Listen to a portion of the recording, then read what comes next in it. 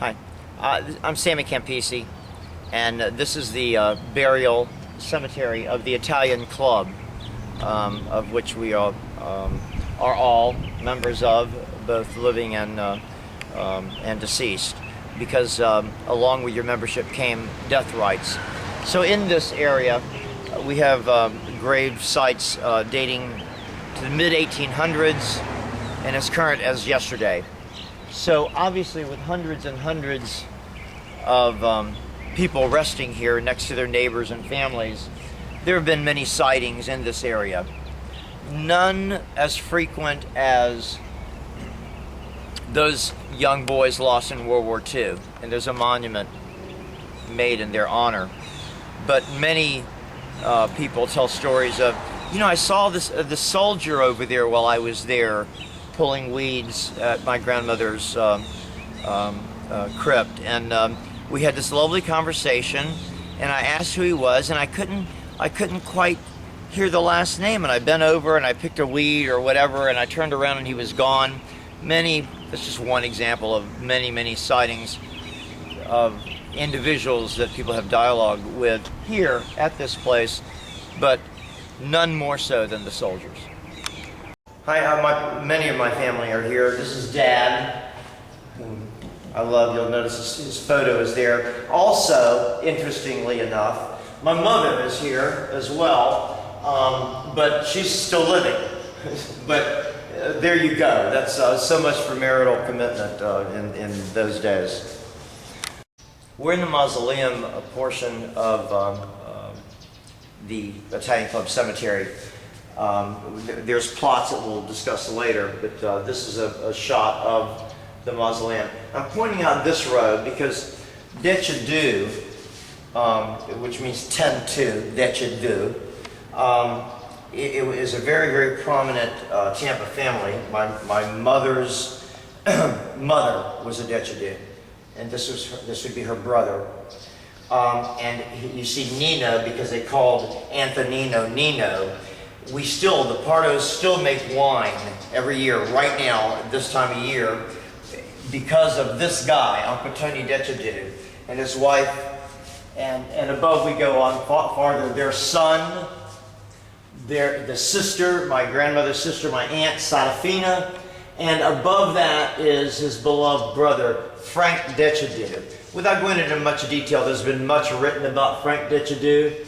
To his right is Aunt Rose, his wife, and to her right is our dearest, closest family compadre, closest companion to Uncle Frank, and that's Tony Castellano. They're all buried together.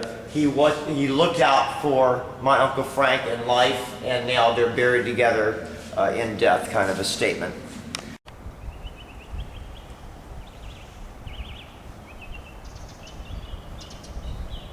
We've seen the mausoleum. You're now looking at burial plots, or crypts, if you will.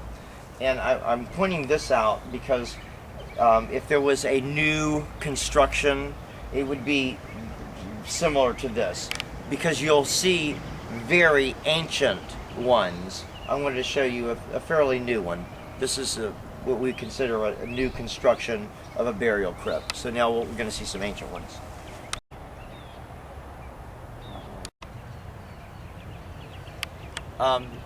Being Sam Campisi, it was appropriate that I show you my grandparents. My name is Salvatore Giuseppe Campisi.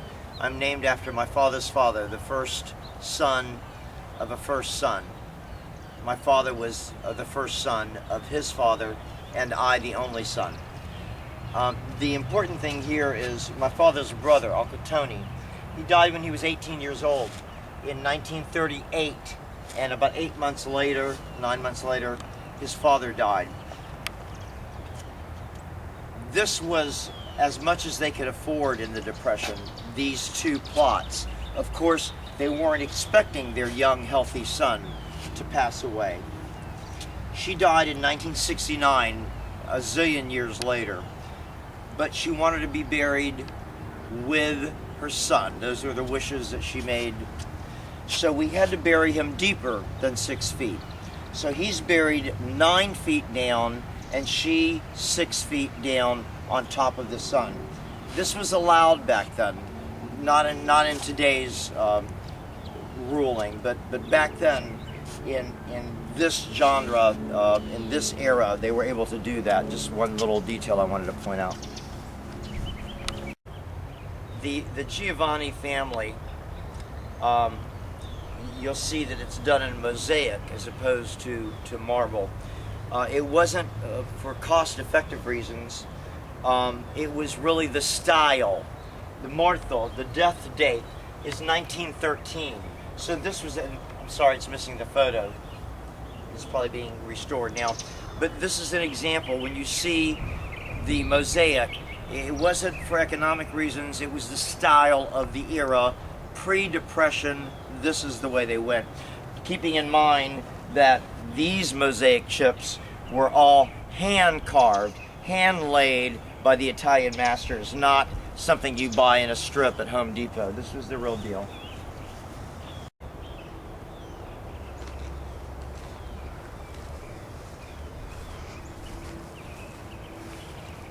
Try to get the dates as you pan down.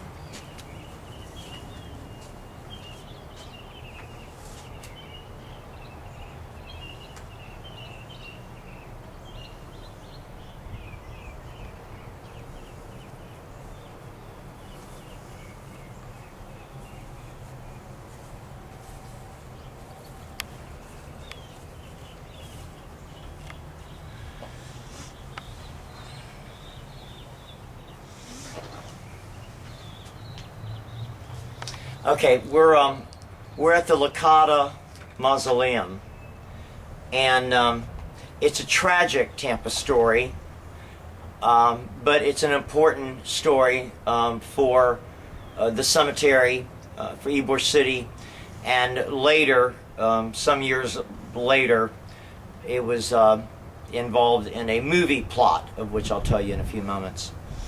As you look at some of the faces here, I want you to notice one thing in common. To look at the death dates and see how many death dates are on the exact same day. That's important because that's why they're all here.